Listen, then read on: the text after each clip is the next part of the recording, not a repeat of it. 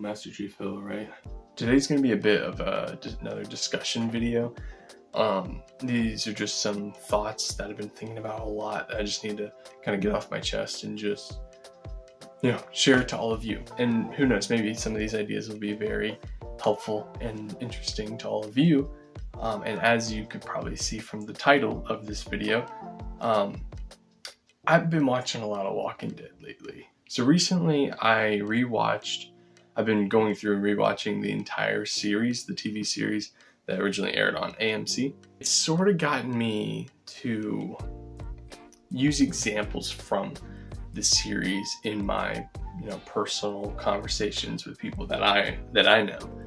And of course, you all know me. I tend to talk about things to do with Christianity and the church quite a bit. I'm trying to do that more on this channel, but I've already done it some with certain videos, but also in my just daily conversations. Yeah, so y'all just comment down below, leave a like on the video if you enjoy it, and let's just get right into it. All right, so the first thing I want to talk about when it comes to this topic of relating, what can we learn is leadership.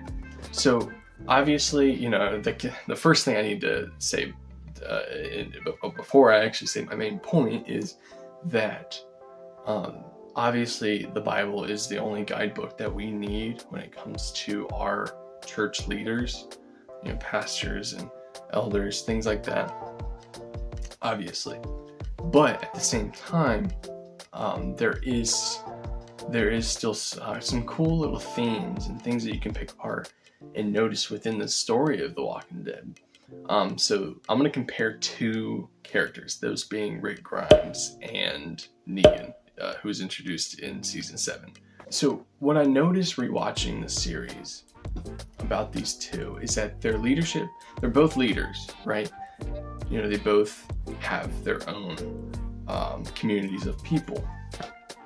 But the main difference between the two, and what I think that there's that we can learn from them, is that Negan operates off of a leadership for power.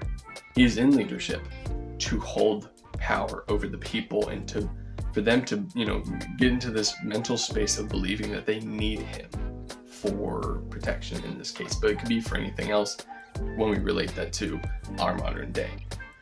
Whereas you take Rick Grimes, you see all throughout the series, especially early on, he refers to, like Daryl's his brother, and then like his family members, that's who they are. And the rest of the group he refers to as family members. And this was something that was really interesting to me, because Rick, then, his leadership is not for him to be in charge or for him to be in power over these people, but it's more so for him to protect them as a father would, protect them as his family. And so now we're going to change gears a little bit and talk about the church. And I think this is sort of what needs to be remembered whenever we choose our church leaders, and especially pastors, as they are our shepherds, right? You go back to the original word. Pastors, the word is poimen or poimen. It means shepherd, is the original Greek word. With this, what we got to keep in mind is that with Rick, it's for him to essentially guide and protect. That's what a man and a father does. He protects his family. And I think that as pastors, they should be the kind of leaders that they don't do it for power. They don't do it so that they can essentially be a CEO of their organization.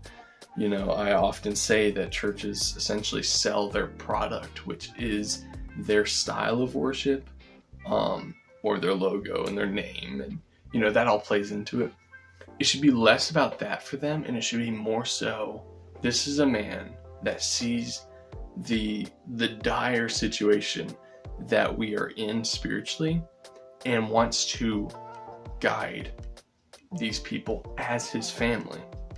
That's what's most important to them. I think that's kind of the distinction between the two, because when I look around, most of the pastors that I see today are more in the camp of Negan. And maybe that's a very controversial thing to say. I'm not saying that they are the character of Negan from The Walking Dead, but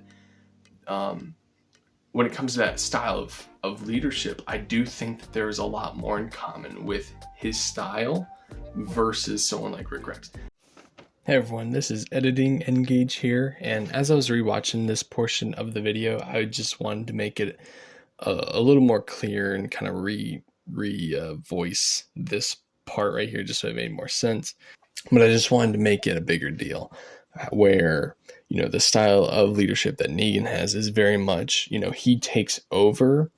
And you know, that's what I think is human nature, is like, if we see where we can take over power over someone, usually we will. And I see a lot of times pastors just get into that position because they want the power of it. They want to run their little business, be their little CEO in their own little world. And, you know, they don't do it because they want to be a family. Anyways, yeah, hopefully that made this segment easier to understand. And I've already been talking too long, so back to the video. And obviously these are two very flawed individuals from a human point of view, but that kind of leads us into my second point. So my second point is the idea of we're essentially all bad. And this is what I think The Walking Dead really shows us. The whole story of The Walking Dead is, you know, these people that essentially are thrown into this apocalypse scenario, and you see what decisions they do, what the world looks like, and this is their story. I do think it's sort of interesting how it backs up what the Bible says and reality as we know it, that we are all inherently evil and sinful. We want to do the wrong things.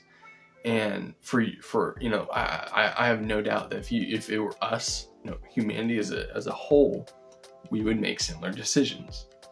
And I really, really do believe that. I just think it's a interesting thing in the series that it backs up, you know, what the Bible says already, and just reality as we know it. Because we know as soon as the higher powers that enforce laws and things like that are taken out, and everything's in disarray, that obviously people are going to gravitate towards doing whatever they want, and that's kind of scary.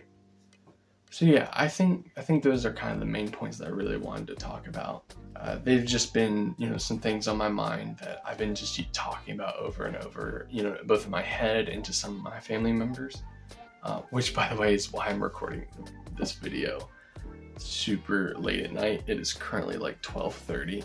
But anyways, yeah, y'all just comment down below. Tell me what you think about some of these, you know, ideas and comparisons. This is something I really like to do a lot. I like to look at themes and messages in media and see how it relates to both me personally as well as Christianity and the church.